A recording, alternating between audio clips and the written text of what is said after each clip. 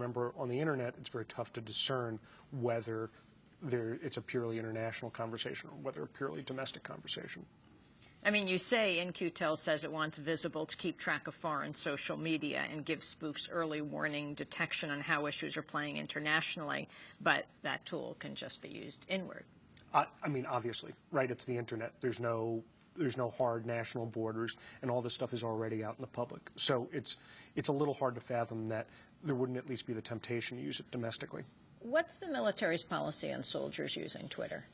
The policy right now is up for grabs, but there should be a declared policy in the next, I would say, 2 to 3 weeks. And surprisingly, the Pentagon looks to be having a fairly liberal policy when it comes to Twitter and Facebook and other social networks. There's a lot of confusion over the years about whether soldiers could use it or not. Some commands banned it, others allowed it to happen. But it looks like the Pentagon is actually going to come out with something that says, hey, look, use YouTube and use Twitter, but just do it smart. But that has certainly during the Iraq War and the Afghanistan War now opened up a whole new level of communication that didn't exist before.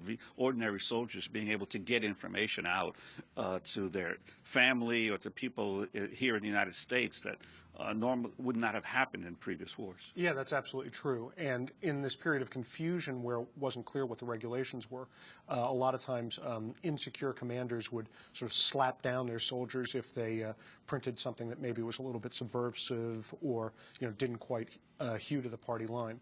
But hopefully these new regulations are going to sort that out, and you really should be able to have those soldiers take to YouTube, take to Twitter, with a great deal of freedom. Back to what you said at the beginning, saying the uses for Visible before, Visible tracking animal rights activists' online campaigns against the company that was Hormel. Mm-hmm. I was working for Hormel. So I see here you've got trillions of dollars being spent on the wars in Iraq and Afghanistan, actually right. Trillions. And it seems like it's very ripe and open money that can't be tracked to can also develop the spy technology under the guise of just war. That's true, although the Pentagon also has plenty of money to, independent of the war costs, to develop spy technology. And the intelligence agencies, remember, their budgets are largely a black box. We don't know how much they spend. And so, there's plenty of places where money for spy technology can be funded out of. And this issue of how Hormel used Visible, now In-Q-Tel buying into it? Mm-hmm. Well, I mean, I don't know too much more than the fact that they used it. I don't have a lot of details. But, the way Visible works is it kind of grabs all the blogs and all the tweets out there. Then it sorts for certain keywords. It sorts for sentiment about whether things are positive or negative. And then it also sorts based on which bloggers and which tweeters are really important or not. And you can sort of see over time how a conversation develops. The technology then allows companies or the government to respond directly within a blog or within a Facebook page to those people. So who knows, the next commenter on your blog might be the CIA. Well, we will leave it there. Noah Shachtman, I want to thank you for being with us. Noah Shachtman is a contributing editor at Wired magazine, and he's editor of Danger Room, the magazine's national security blog. And we'll link to it at democracynow.org.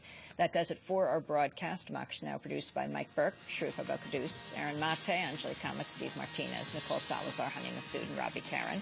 Mike DeFilippo, Miguel Noguera, and Peter Curry is our engineers. Special thanks also to Becca Staley, Nick Gilla, Hugh Grant, Samantha Chamblay, Jessel Noor, John Gerberg, John Randolph, Travis Collins, Rakan Penny, Vesta Godars, Rabia Alghani. Again, you can go to our website at democracynow.org for the video and audio podcast of today's and everyday's show, as well as the full transcript. Our headlines are also available there in Spanish. I'm Amy Goodman with Juan Gonzalez. Thanks so much.